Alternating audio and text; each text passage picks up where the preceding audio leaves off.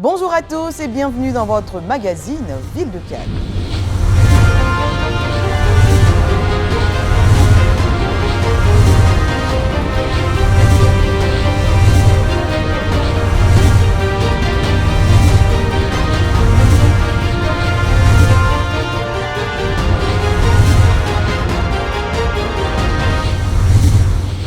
À tous nos frères et sœurs qui prendront part à cette grande fête du sport en Côte d'Ivoire, nous souhaitons bonne arrivée en Côte d'Ivoire et particulièrement Yamoussoukro, à Kouaba. Benvido, welcome, benvenido. À Niama, Yamoussoukro, Bouaké, Korogo, San Pedro et Abidjan, villes qui abritent les stades de la Cannes Total Energy 2023, sont visitées pour vous offrir les meilleurs aspects touristiques et économiques.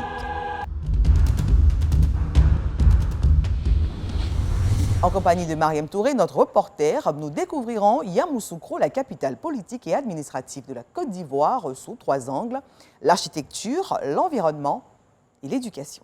Et c'est par la basilique Notre-Dame de la Paix que nous démarrons notre circuit. Yamoussoukro, on y est. La basilique de Yamoussoukro est un joyau architectural, nous le savons et nous en sommes très fiers. Savez-vous que cette basilique est la plus grande basilique au monde également? Vous l'avez compris, c'est un joyau pour la spiritualité, pour la religion, mais c'est également un joyau touristique. Et la particularité, c'est que où que vous soyez à Yamoussoukro, vous avez la possibilité de voir la basilique. Elle est construite sur une colline, c'est en hauteur, c'est magnifique. Quand on pense à la France, ce qui vient en tête, c'est la Tour Eiffel. Et je veux espérer que quand on parle de la Côte d'Ivoire également, ce qui vient en tête, c'est la basilique. Personne ne s'imagine avoir sur un territoire comme l'Afrique, en Côte d'Ivoire, un sanctuaire d'une telle beauté. Parce qu'il y a des clichés qui sont associés à l'Afrique. La pauvreté, la misère, la guerre. Mais découvrir ici en Côte d'Ivoire un lieu qui exalte l'excellence qui est vécue dans la relation à Dieu, forcément, ça surprend. Ici au sanctuaire, nous avons la chance d'accueillir 2 catégories de personnes, comme vous l'avez mentionné, des pèlerins, donc des personnes qui sont poussées par la foi, mais également des touristes, des personnes qui sont poussées par le beau. Mais nous croyons également aussi que le beau peut être l'antichambre, qui permet d'accéder au divin. Une personne peut venir ici, habiter seulement par le besoin de voir la belle basilique et finalement se rendre compte que derrière la beauté, il y a un être qui est plus grand, qui est Dieu.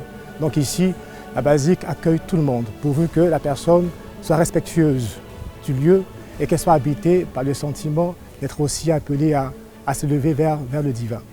Après le culte de l'excellence. Le culte de l'excellence qui est ici mis en valeur, les hommes ont la capacité d'accéder à un niveau d'excellence à travers le sport également. Première chose. Deuxième chose qui est tout aussi important, c'est l'importance de l'art et de la culture dans le développement d'une nation. Le développement de l'Afrique ne passera pas seulement par le développement économique. Il faut également s'associer à cela d'autres aspects de la vie en société que sont le sport, l'art et la culture pour parler de développement intégral de la personne humaine. Et l'Église, bien évidemment, encourage toutes ces initiatives qui concernent tout l'homme, pas seulement une partie de l'homme, mais tout l'homme pour qu'il soit la statue du Christ, vrai Dieu et vrai homme.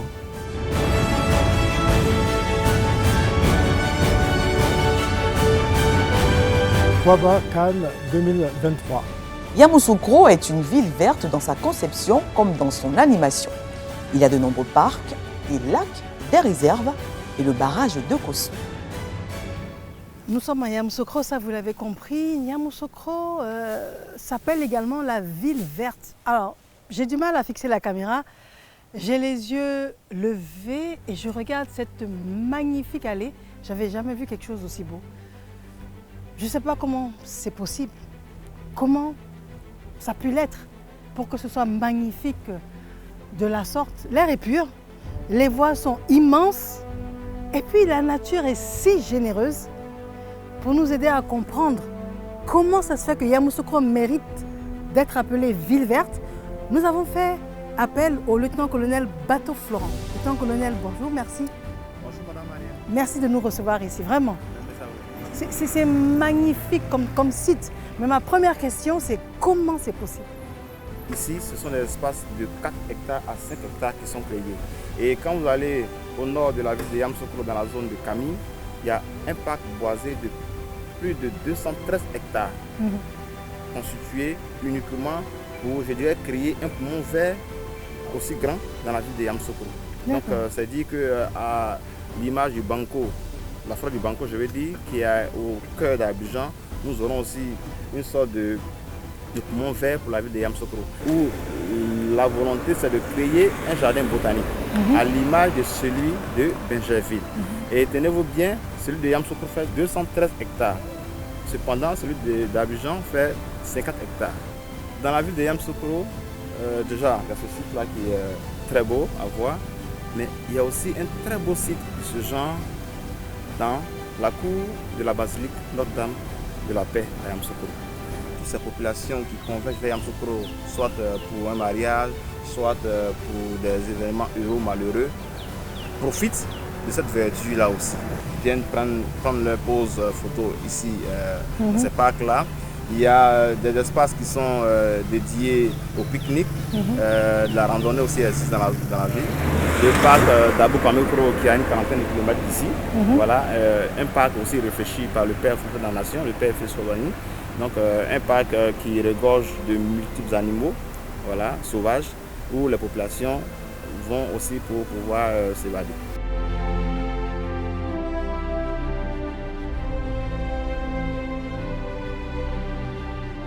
Ici, nous sommes à la réserve de faune d'Abou Kwame-Kro. Cette réserve a été créée pour contribuer au développement touristique de la région de Yamoussoukro.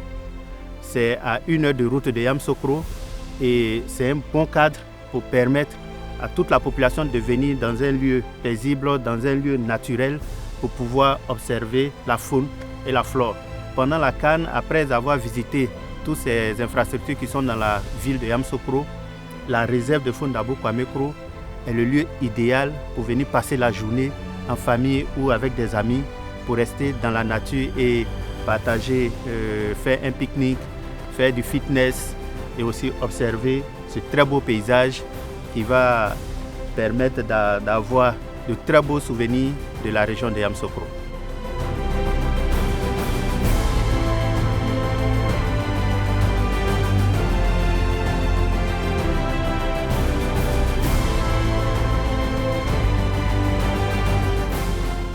Lac au caïman, lac au crocodile, 3 lacs artificiels entourent la résidence du premier président de la République du Côte d'Ivoire, feu son Excellence Félix Houphouët-Boigny. Ce sont des lacs artificiels, comme on vous le dit.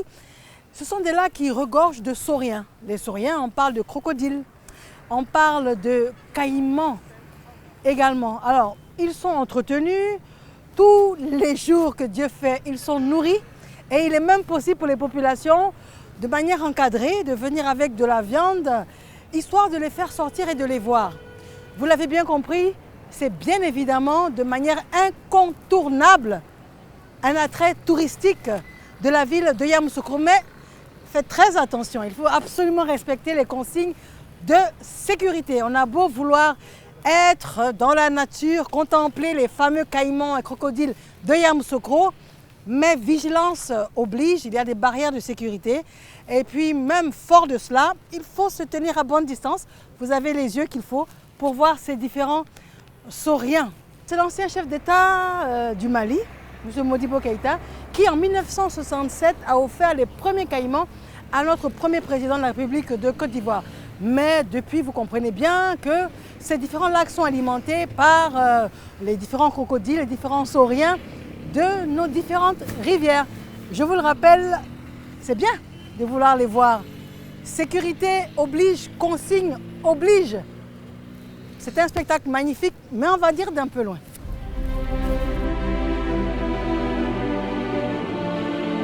Yamoussoukro attire toujours, parce que c'est la ville natale du premier président de la République, le président Houphouët-Boigny. La résidence du président Houphouët-Boigny attire toujours beaucoup de gens qui viennent visiter la maison. Il y a le lac au Caïman. Vous savez que le lac au Caïman, c'est une histoire. Puisqu'à l'époque, le président Houphouët-Boigny lui-même venait quelquefois vers 17h, 18h et assistait au repas des sauriens. Et c'est un attrait touristique. Aujourd'hui, les gens continuent de venir. Mais il n'y a pas que la basilique. Il y a aujourd'hui même la mosquée de Yamoussoukro. C'est un attrait touristique. Pour tous les musulmans qui sont de passage ici, c'est un lieu de prière. Houphouët-Boigny a assigné à Yamoussoukro 3 vocations. Il y a la vocation éducationnelle. C'est pour ça qu'il a construit le lycée scientifique, les grandes écoles, le lycée Mamia Adjoua et tous les autres lycées. Il y a la vocation touristique. Donc la basilique, la mosquée dont je parlais tout à l'heure. Mais à l'époque, il avait fait ce qu'on a appelé le triangle d'or. Le triangle d'or, c'est l'hôtel président, le barrage de Koussou, qui est l'un des plus grands barrages de Côte d'Ivoire, et le parc animalier de Abo-Kwame-Koro. L'INPHB, l'Institut national polytechnique Félix Houphouët-Boigny. On y est.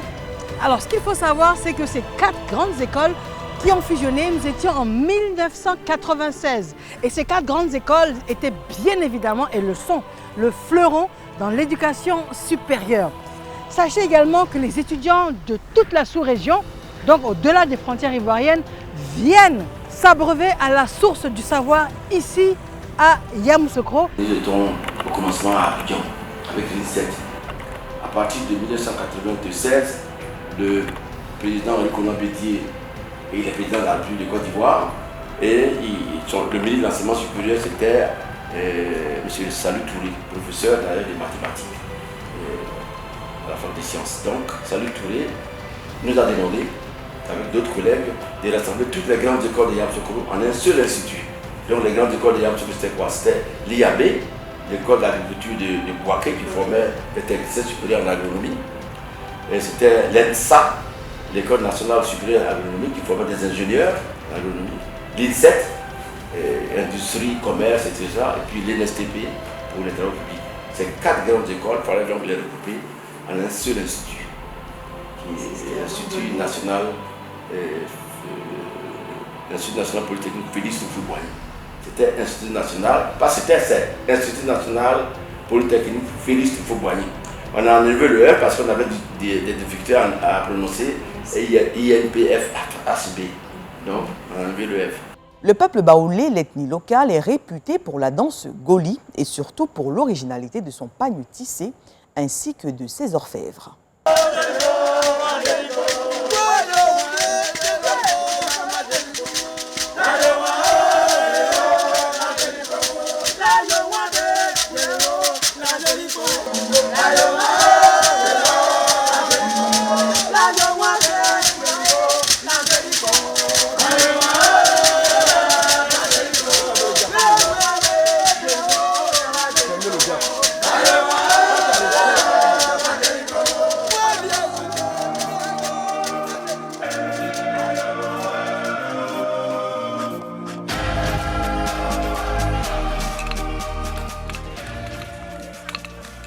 Nous sommes des professionnels du pagne à tisser. Le pagne à tisser, son origine part d'ici. C'est nous qui avons transformé le pagne gouro kamanché en pagne baoulé. À l'époque, avec des écorces des arbres, avec des feuilles, tout ça. Et puis, bon, on est au-dessus. Donc, d'abord, nos tisserands sont à pied d'œuvre pour produire assez de pagne. Nos mamans sont dans les plantations. Nos sculpteurs sont dans des bois sacrés. Nos jeunes sont motivés à ce que la canne se passe bien.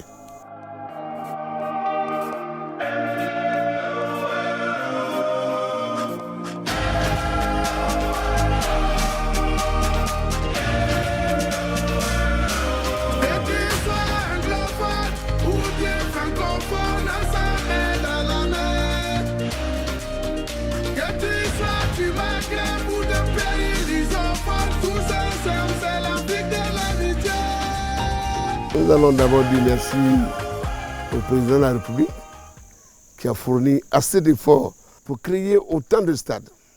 Donc je demanderai à tous les Ivoiriens, partout où ils sont, de venir faire en sorte de soutenir d'abord notre équipe pour que le drapeau de la Côte d'Ivoire soit hissé parmi toutes les nations, pour donner satisfaction au président qui a investi, qui a été investi pour que ce rassemblement africain puisse se passer. Moi, voilà d'abord mon premier objectif. Il faut que ça concerne d'abord tous les Ivoiriens. Pas de parti. Et voilà, c'est ici que prend fin le magazine Ville de Cannes Yamoussoukro. Bon retour à notre reporter Mariam Touré qui se préparent pour une petite partie de golf sur le somptueux parcours du Golf Club.